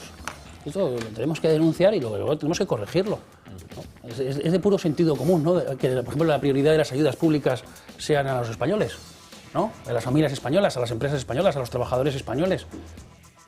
En ese sentido, hay un vídeo que vi el otro día de la portavoz de Vox en el Ayuntamiento de Sevilla, que cuando firmó el pacto dijo que todas las subvenciones que habían quitado, y verdaderamente que el Ayuntamiento de Sevilla estuviese gastando dinero en pagar no sé qué de los incas, en no sé qué, pero subvenciones de 150 y muchísimas. Y era muy ilustrativo, de decir, oye, pues mira, hemos recortado todo esto. Y eso sí que yo creo que me parece un tema muy... Si lo hicieran todos, y el Parlamento Europeo lo digo porque con José Ramón Riera intentamos ver eso, cuánto se gastaba en inmigración, y es imposible. Desde fuera, ¿eh? O sea, cuando se gastaba la Unión Europea como tal. Desde fuera, o sea, a base de Eurostat y todo eso no sale. Porque son como bien dijo esta chica que he nombrado antes, la única que permanece en Podemos, que es una tal Irene, eso era horizontal. Entonces, horizontal quiere decir que se gasta, todos los departamentos gastan para eso. Con lo cual no hay una partida que ponga para inmigración legal, sino que cada departamento sabe que si pone una partidita de esas se la aprobarán seguro. Quien dice eso dice para el tema de perspectiva de género, para todo ese tipo de cosas, pues todos los departamentos gastan. Para el Ministerio de Agricultura de Etiopía, y cosas más divertidas. Para repartir preservativos en no sé dónde. A eso se destina en una tribu aborigen de españoles. 800 millones de euros de la Agencia Española de Cooperación al Desarrollo, supuestamente bajo ese cajón desastre, Cooperación al Desarrollo, se destinan millonadas de dinero público de los españoles, de los impuestos de todos los españoles, a chorradas woke a lo largo y ancho de todo el planeta. Como si en España no lo necesitásemos, como si necesitásemos hemos pasado de las multirrutas de Barcelona ahora a jugar al FIFA y al Call of Duty. En eso hemos mejorado. El problema es que lo ha hecho el Partido Conservador británico en ese acuerdo con los laboristas. Yo creo que no vale la pena decir nada de los conservadores británicos porque es de mala educación reírse en un funeral. Entonces, pues bueno, no vamos a aguantar la risa en este funeral. Pero a mí más que dar dinero, me molesta que sea eso, a circo, a yoga, a DJs, coño, que les compren libros, puzzles. Pero, o sea, el problema es regalarle una PlayStation. Que les enseñen a ir a la biblioteca, y ya está. Efectivamente, o que se inviertan en una bibliotecas públicas. O que mejoren los servicios sociales, por supuesto, pero que den dinero para tener entretenidos con clases de yoga, de circo. No sé, yo no sé quiénes van a ser los profesores de las clases de circo, pero yo creo que hay una bancada ahí laborista que seguro que se puede prestar. Familiares y amigos. Tengo algunos nombres que podrían ir para allá. Pero no mencionaba Ignacio el tema de los preservativos. Aquí no se lo hemos comentado, la Gaceta lo recogía hace unos días, como la administración de Joe Biden se había gastado unos, atención, no, esta información que le estamos mostrando en sus pantallas no es. Es una información que publicaba la Gaceta hace unos días de cómo la administración de Joe Biden envió $50.000 a Hamas en preservativos para que el grupo terrorista, bueno, esos $50.000 para que el grupo terrorista se pudiera hacer con preservativos.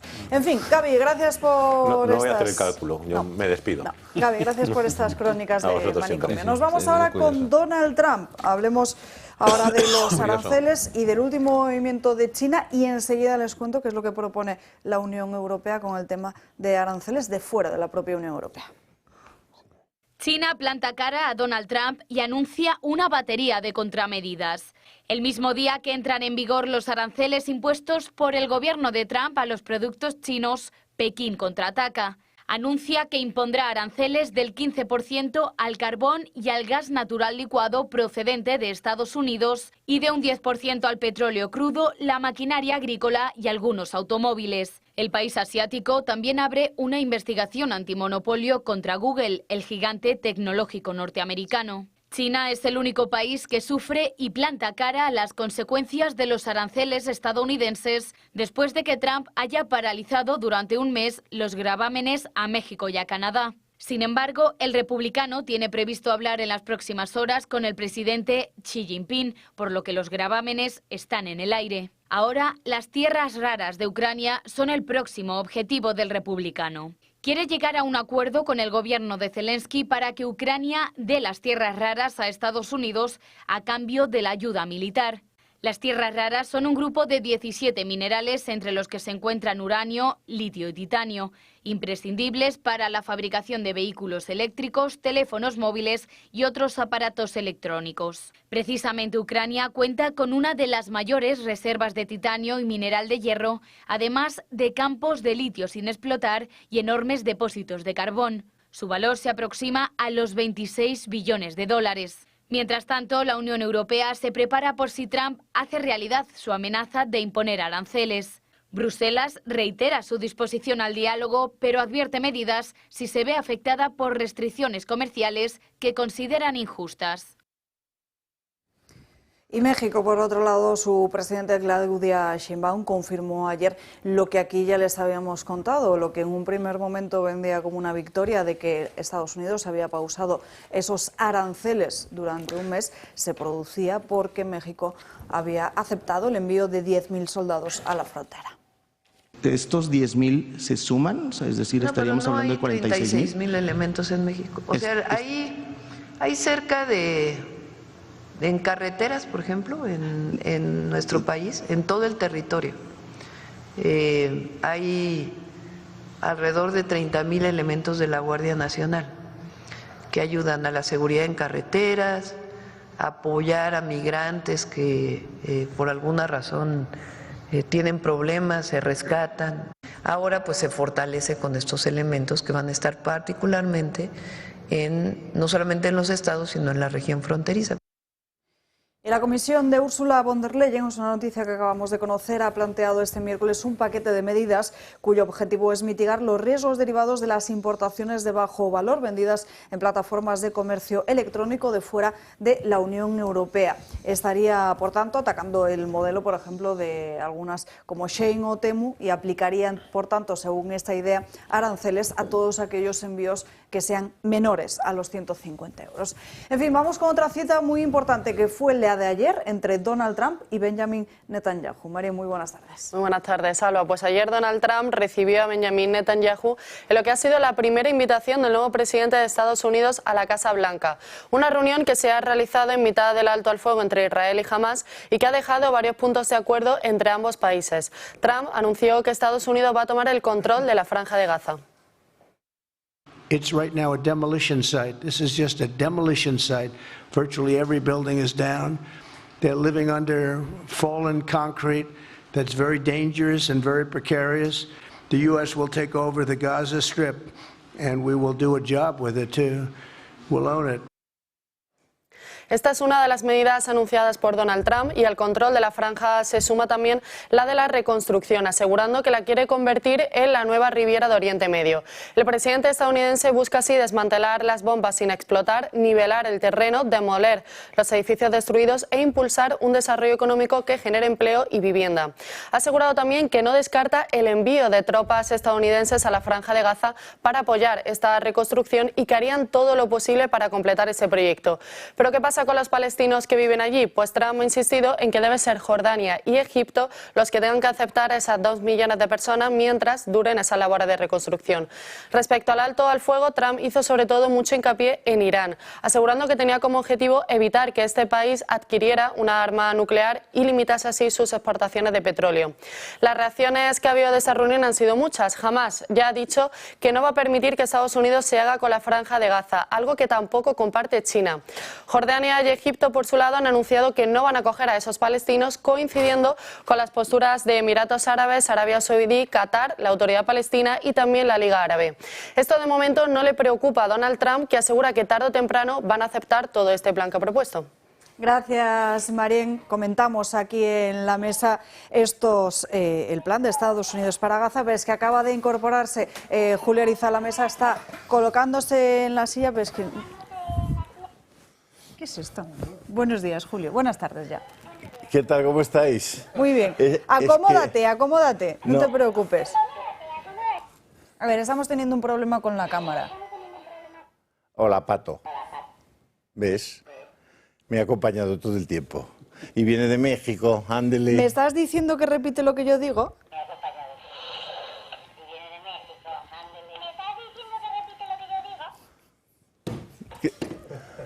¿Qué me dices? A ver, ¿qué? ¿Qué? Es que he leído un artículo en El Mundo hoy sobre los Ariza y los Méndez Monasterio, y es la quinta vez que leo el mismo artículo en los últimos 2 años. Y digo, pues... tengo que encontrar a alguien con quien consolarme. Con el señor Pato. ¿Qué os parece? Es que he visto que tenéis a la presidenta de México. A ti te encanta, Alba. Te lo voy a regalar, ¿eh? Es que me dejas alucinada. Claro, gente... Pero voy a apagarlo, ¿vale? Porque es que nuestros compañeros de sonido, si no... bueno, y la gente en casa. Censura, la gente en siempre. casa. Repite lo que tú dices. ¿Y qué te parece? Quiero decirte... Ya lo has dicho. Ya lo has dicho tú. Ya lo has dicho. Prefiero escucharte a ti. Bueno, de acuerdo. Vale. Te lo compro. Vale. Pues aquí estamos. ¿Qué tal? ¿Cómo estás? Aparentemente bien. ¿Qué te parece el plan Sigo gallardo, como me ves. Te veo muy bien. ¿A que sí? Pues eso, bien. Quería preguntarte, ¿qué te parece el plan de Estados Unidos para Gaza, de enviar esos 2 millones de palestinos a Egipto y Cisjordania? ¿Qué les parece a los palestinos? ¿Qué les parece a los de Egipto? ¿Qué les parece a los de Cisjordania? ¿Qué les parece a los israelitas? ¿Y qué les parece a los americanos? ¿A mí qué me va a parecer? Si yo ni vivo en Gaza, ni vivo en Egipto, no lo sé. Yo creo, a mí me parecerá bien todo aquello que sea bueno para la felicidad, la dignidad, la paz, la justicia de los habitantes de Gaza. Si eso les va a mejorar sus vidas, pues me parece bien. Yo soy partidario de mejorar y de que la gente esté mejor, claro. Ignacio, ¿cómo lo veis en Vox? Pues muy de acuerdo con lo que acaba de decir Julio, la verdad. A ver, el plan es muy ambicioso. El plan es verdad que es muy ambicioso, pero tenemos que recordar que cuando el 7 de octubre Hamas, el grupo terrorista, entra en Israel y asesina de esa forma, además, a judíos, a israelíes, pues hemos tenido un problema muy gordo que afrontar ahí. Pero el plan en concreto de Trump es un plan tan sumamente ambicioso que está por ver y ya tiene pues muchos retractores y veremos lo que pasa, pero ahí hay que garantizar la paz, porque eso se ha tomado también por personas, por terroristas directamente, por terroristas. Y bueno, pero nosotros lo que queremos efectivamente es la paz en la zona y la felicidad de todos los grupos. Pero el plan es muy ambicioso y de muy difícil aplicación. Y lo que pasa es que si no, la única opción de que Gaza no sea un problema es que no haya los terroristas palestinos. Y la única opción de que no haya terroristas palestinos es que no haya palestinos en Gaza. Esa es la realidad. Bueno. Pero también la realidad es que cuando hubo lo que tú, Ignacio, has dicho, que es el ataque salvaje la primera frontera que se cerró fue la de Egipto. Es decir, los países árabes, curiosamente, no están dispuestos a que entre ni siquiera un palestino en su zona. No sé exactamente por qué, porque me parece que incluso a nivel racial y a nivel de tema religioso tienen bastante que ver unos con otros, pero no quieren saber nada. Arabia Saudita, como entre uno, lo pelan, ¿no? Es decir, que hay un intento de que no entren ni locos y que se los quede el otro. Claro, ¿cuál es el problema del plan, que es ambicioso y probablemente resolvería el tema? Pues que hay 2 millones de señores que no les van a preguntar ni la opinión. Entonces ahí tenemos un problema de derecho internacional probablemente grave, porque no creo que los 2 millones, a no ser que la propuesta fuera suficientemente embaucadora, que el pisito que se les diera en un sitio cómodo, tranquilo y tal, fuera interesante.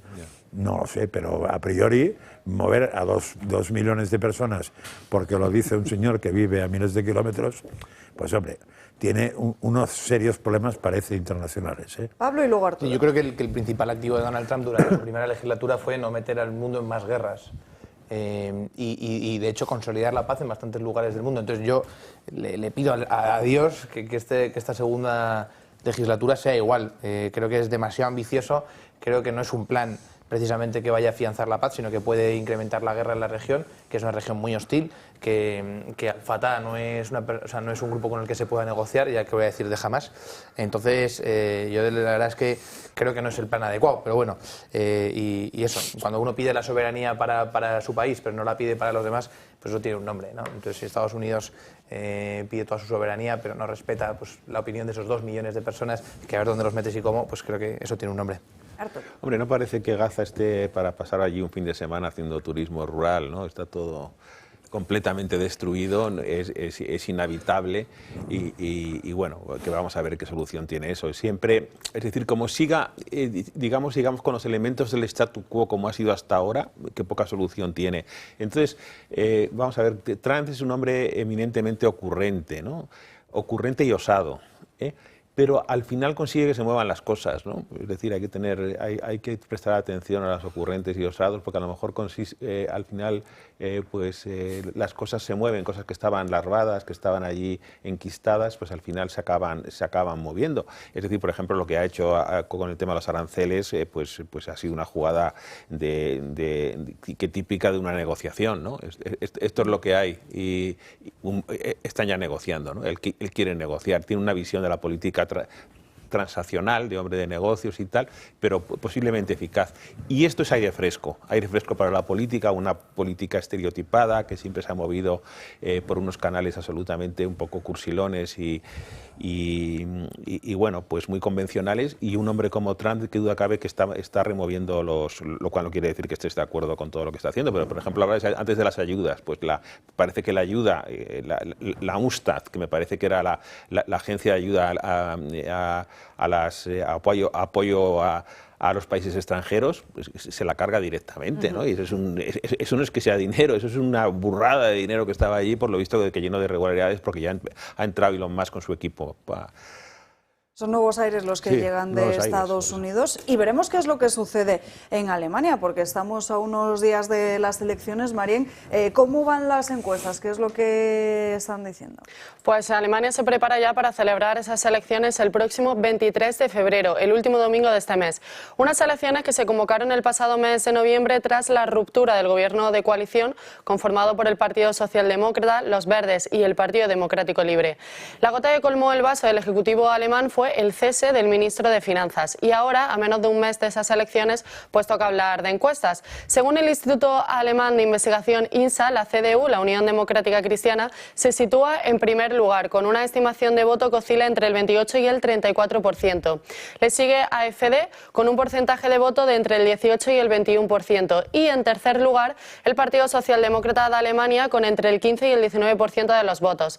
De cumplirse con esto, AfD vería duplicado su porcentaje de votos en comparación con las elecciones del 2021, donde quedó como la quinta fuerza más votada.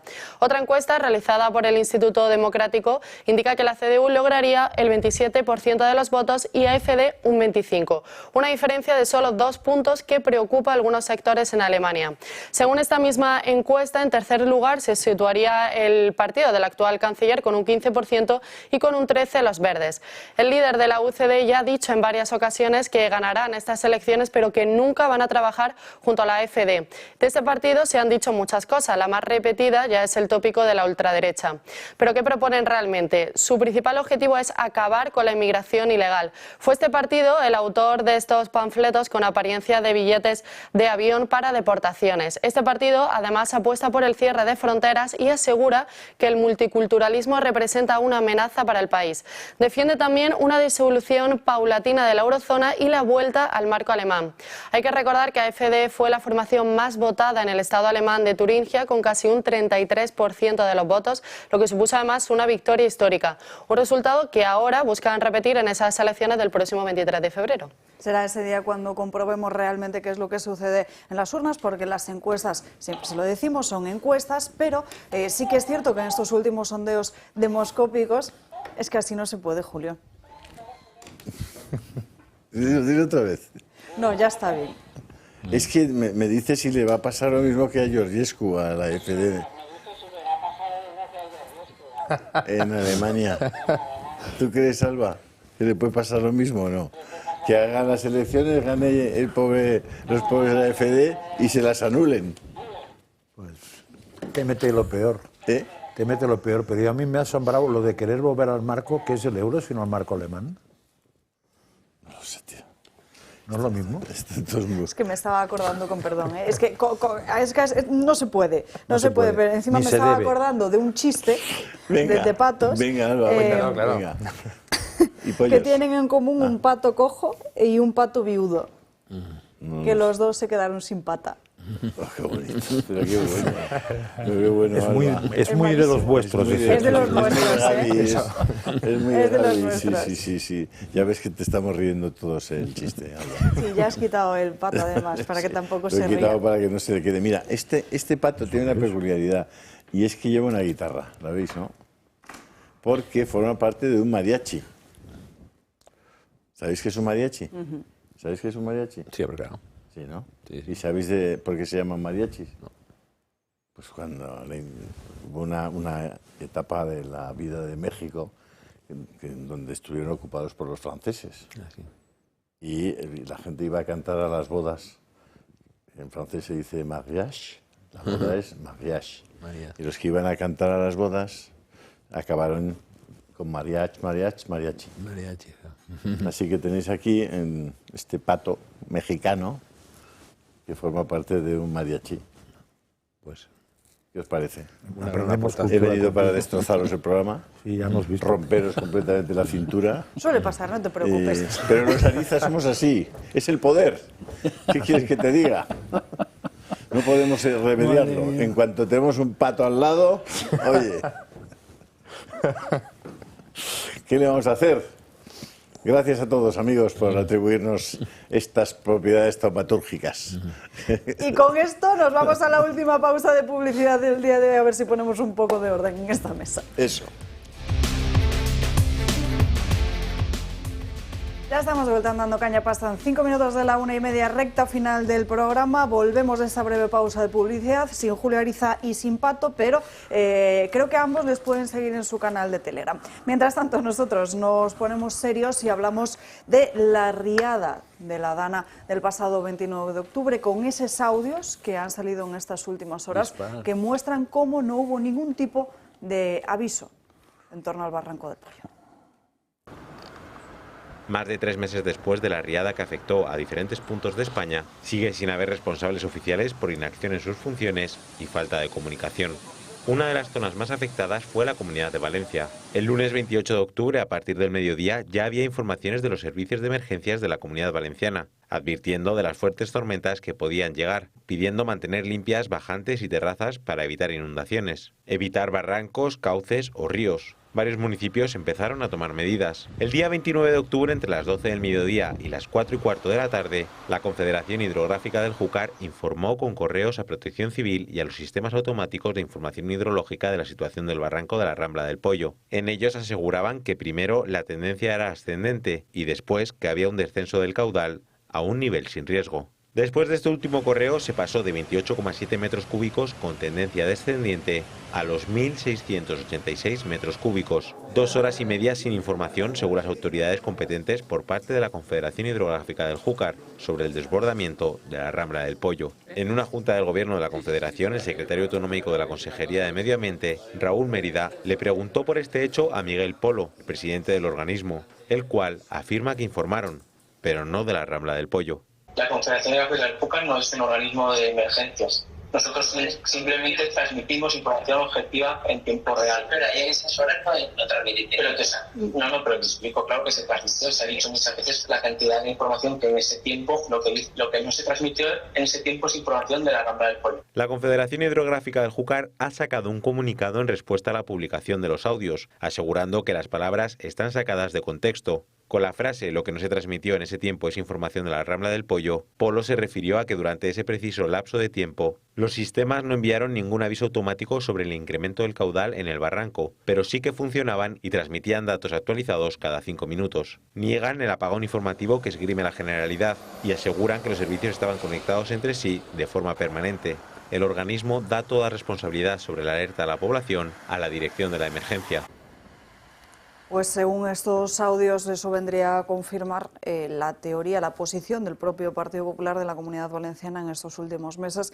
De hecho, han sido los primeros en reaccionar, asegurando que durante todo este tiempo han tolerado lo intolerable para que dejaran de torpedear la recuperación de Valencia por cuestiones políticas, pero ya se acabó. Y si quieren más pruebas de su negligencia, que las pidan. En fin. Esto ratifica esa denuncia de que no hubo ningún tipo de aviso en torno al Barranco del Pollo cuando debía producirse. Yo supongo que la Fiscalía en Valencia, que siempre está muy activa, habrá actuado de oficio sobre eso, porque aquí habría una negligencia con efectos de muerte. Entonces, supongo que están corriendo. El problema será qué fiscal llega antes a poner la correspondiente, como se llame, denuncia tal. Lo que empieza a notarse ahora es que en vez de la Dana esta se está convirtiendo un poco en Rihanna, ¿no? Por lo de riada. O sea, ya empieza incluso la prensa a hablar de la riada. Es interesante que vaya habiendo ese cambio de opinión y no sigamos pensando que lo vio mucho, no se enteró nadie, sino que donde lo vio, bajó el agua y de eso nadie avisó. Me parece que es importante. Lo que aquí se ha dicho muchas veces. Es que lo que fue devastador es la riada. Claro, por eso, la riana, por eso, que se ha dicho aquí, el PP lo que hizo es chuparse el dedo, como suele ocurrir siempre, o dedicarse a la cría de cangrejos, o comer cuando no toca. Pero eso es una cosa que es negligencia y lo que probablemente hizo el gobierno es una actitud criminal, que la hemos visto ayer publicada, por ejemplo, que se tardaron no sé cuántos días o horas en enviar ayudas, ahora veremos que no se informó, después igual aparece que se vació un pantano, más adelante aparecerá que no dejaban ir a soldados ni nada con uniforme, después que se ponía multa, en fin, saldrán una serie de cosas para ver exactamente lo que es la miseria humana encarnada en una serie de personajes que de momento lo único que han recibido es un premio, en algunos casos europeo. Sí, ese tema creo que se puede decir muchas cosas porque es el tema más importante no del programa de hoy, sino de la semana y del mes. Sigue siendo Valencia, ¿no? Pero creo que hay tres cosas muy importantes. Lo primero, en la entradilla has hecho una pregunta, ¿no? ¿Qué es lo que ocurrió durante esas 2 horas? ¿No? Y principalmente 3 cosas. Incompetencia de unos, incapaces de gestionar lo que tenían que gestionar. La negligencia de otros, que no querían gestionar lo que de hecho debían hacer. Y una trayectoria, una legislatura anterior de Compromís y otras tantas anteriores del Partido Popular en Valencia que no había preparado, que no había previsto de manera suficiente este problema. De momento, incompetencia, negligencia y esos antecedentes también de incompetencia, ¿no? Lo segundo, se llegó tarde y mal, ¿no? Porque hablamos de que se llegó 2 horas, los avisos llegaron 2 horas tarde. Pero es que no es solo que llegase tarde, es que llegó mal, porque de 76 municipios afectados llegaron avisos de 15 municipios. Luego no solo tarde, sino que también mal. Y lo tercero que para mí es importantísimo es la figura de Miguel Polo, director de la Confederación Hidrográfica del Júcar. Este señor, es que ya lo hemos dicho aquí repetidamente, este señor era concejal de Cultura en el Ayuntamiento de Titaguas, y lo dejó de ser porque le dejaron de votar. O sea, un señor que no le querían ni en su pueblo, por supuesto del PSOE, un concejal del PSOE de Cultura, entre 2007 y 2011, y en 2011 dejó de ser concejal porque no lo querían ni en su pueblo. Y es otra vez la magia, la varita del PSOE, que llega Teresa Rivera, lo rescata y en 2021 lo nombra presidente de la Confederación Hidrográfica. Entonces, creo que se juntan estas cosas, que quien podía hacer no quiso, que quien quería hacer no pudo, y que en todo ello está una incompetencia con la mano detrás del Partido Socialista que no ayudó a evitar todo esto. No solo, ya digo, que no fueron 2 horas más tarde, es que fueron 15 municipios, 15 avisos de 76 municipios.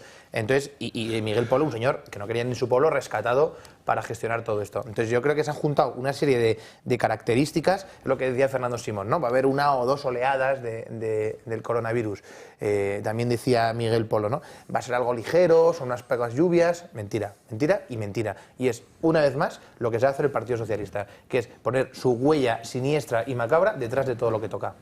Arturo. Sí, bueno, Miguel Polo es otro abnegado soldado de la factoría sanchista, ¿no? Es decir, como Pilar Sánchez Acera, ¿no? Es decir, la gente que comete errores brutales y que a cualquiera le costarían el puesto es que de alguna forma ascendida, ¿no? O mantenida por su fidelidad sanchista, ¿no? No, lo que caracteriza al sanchismo es que sus únicas verdades son todas sus mentiras, ¿no? Eso como marco general. Entonces, aquí han querido rentabilizarla. En su momento quisieron rentabilizar la catástrofe, ¿no? Quisieron rentabilizar la catástrofe, que me lo pida, ¿no? La frase famosa de Sánchez, que me lo pida Amazon. O sea, que se cuezan en su propia salsa. Luego vendremos nosotros que salvaremos. Claro, y se tuvo que ir de Paiporta en el viaje de los Reyes porque no le puede ver nadie, ¿no? En segundo lugar, quería decir, todo esto no se hubiese producido, y por eso ahí está la responsabilidad clarísima del Partido Socialista, si el señor Zapatero y el señor Sánchez hubiesen hecho las inversiones que estaban previstas en el Plan Hidrológico Nacional de José María Aznar y luego en el Pacto del Agua de Rajoy. Han sido ellos, por no hacerse las obras que luego han dedicado, como antes decía Ignacio, las subvenciones que se dan y no sé qué, no sé cuántos en la Secretaría de Estado de la Cooperación Iberoamericana, etcétera. Si se hubiesen este dinero dedicado a hacer esas obras, hoy no hubiese muerto nadie. No estaríamos hablando de la muerte de 200 y pico personas. En cualquier caso, continúa la tacañería. Son incapaces de crear como ha pedido el general que ahora es vicepresidente del gobierno autonómico de la Generalitat, que ha propuesto una comisión que es muy sensata entre las 3 administraciones para coordinar esfuerzos. No quieren. Tacañería, que son miserables en su comportamiento. Y olé por Juan Roig, por el presidente Mercadona y por muchos empresarios valencianos que se están dejando la piel, se están dejando el dinero y la piel por ayudar a sus conciudadanos, ¿no? Pero en cualquier caso, esto tiene unos responsables, independientemente de que yo creo que la Generalitat valenciana actuó mal porque tenía que haber declarado la alerta 3, pero desde luego el gobierno quiso rentabilizar la catástrofe y no se hubiesen producido esto si se hubiesen hecho en su momento las inversiones que requería el Barranco del Pollo. Ignacio. Bueno, esto es sangrante e intolerable. Y efectivamente hay que distinguir entre una actitud dolosa, cuando hay intención, de una actitud negligente, que es cuando no hay intención. Y nosotros, desde el primer momento, lo que vimos es que en el Gobierno de la Nación, Pedro Sánchez en particular, quería sacar tajada política de una desgracia, de una catástrofe natural, porque evidentemente, de verdad que no hay que ser muy ducho en derecho, el Gobierno de la Nación tiene instrumentos jurídico-políticos para actuar ante catástrofes naturales. Hay leyes.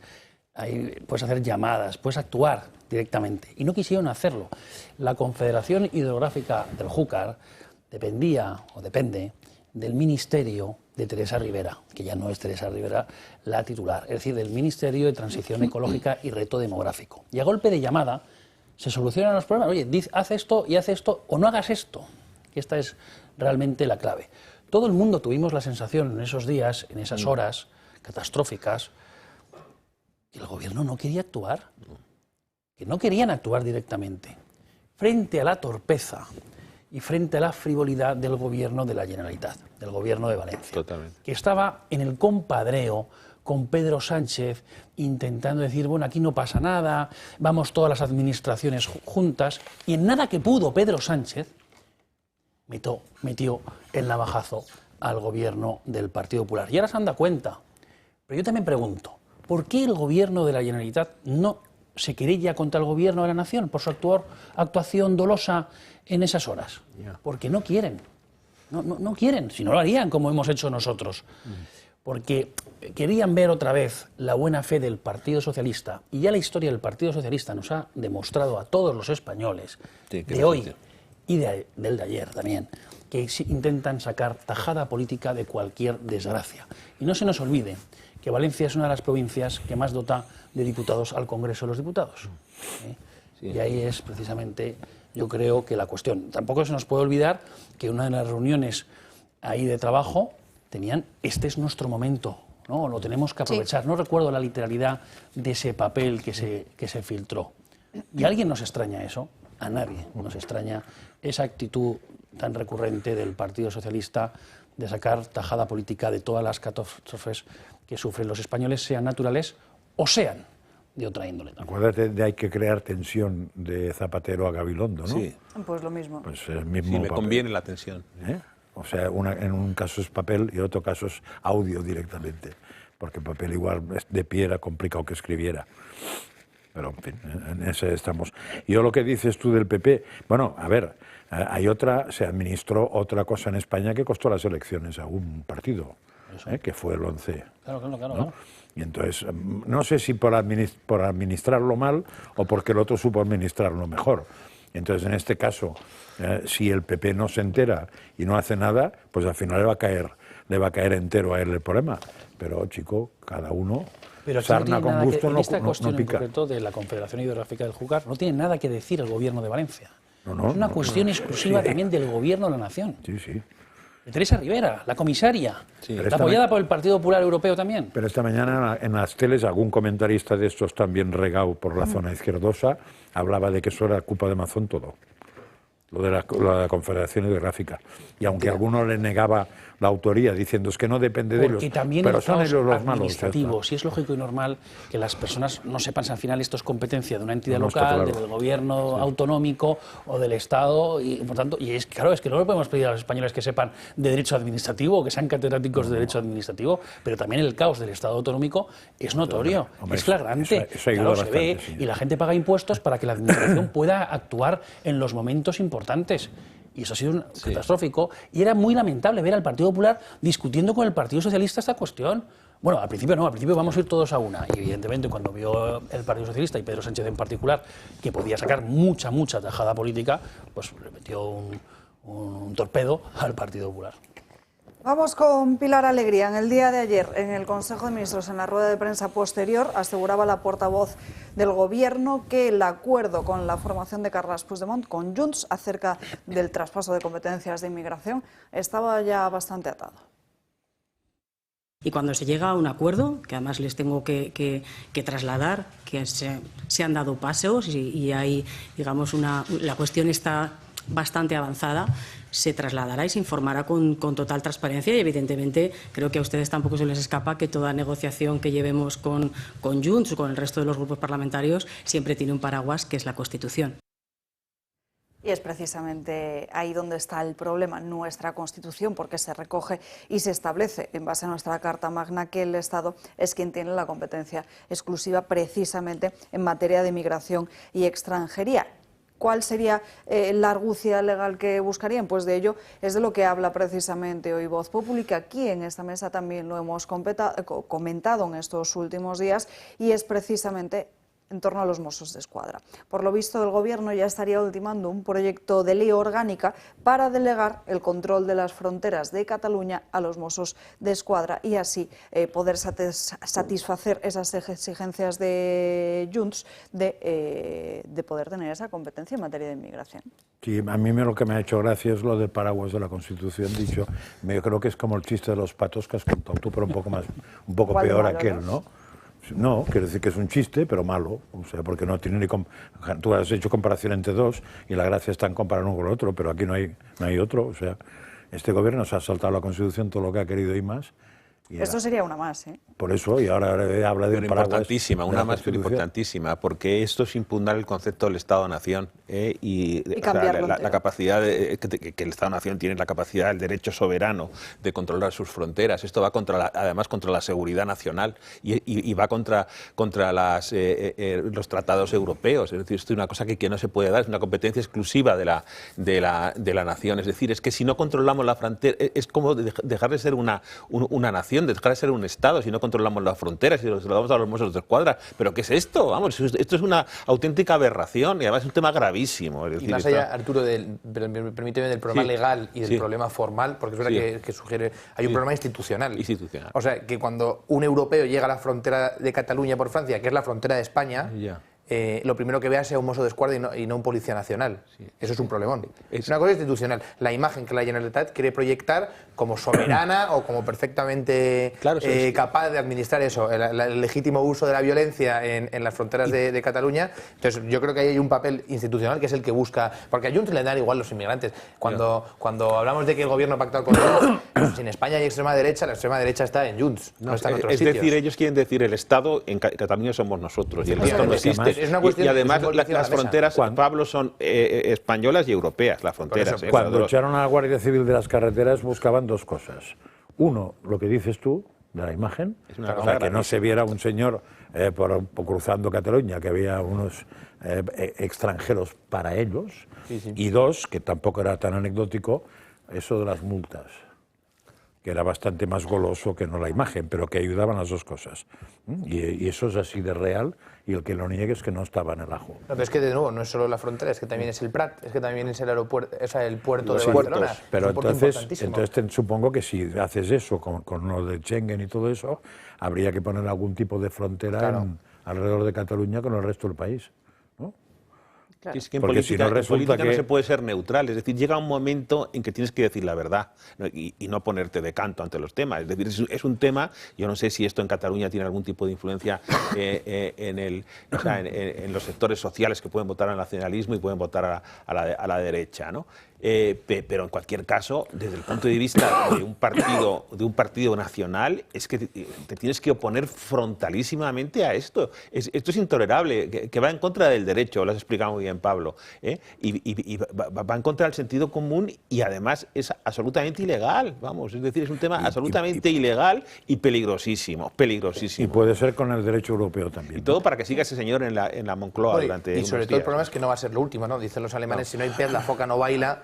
Y el problema es que Cataluña se ha convertido en una foca obesa que pide todo el rato peces y el gobierno de Sánchez se ha convertido en el perfecto proveedor pescatero, ¿no? Entonces yo creo que el problema es que no va a ser lo último. Vamos a ver la financiación, el concierto para esta foca totalizante. El concierto.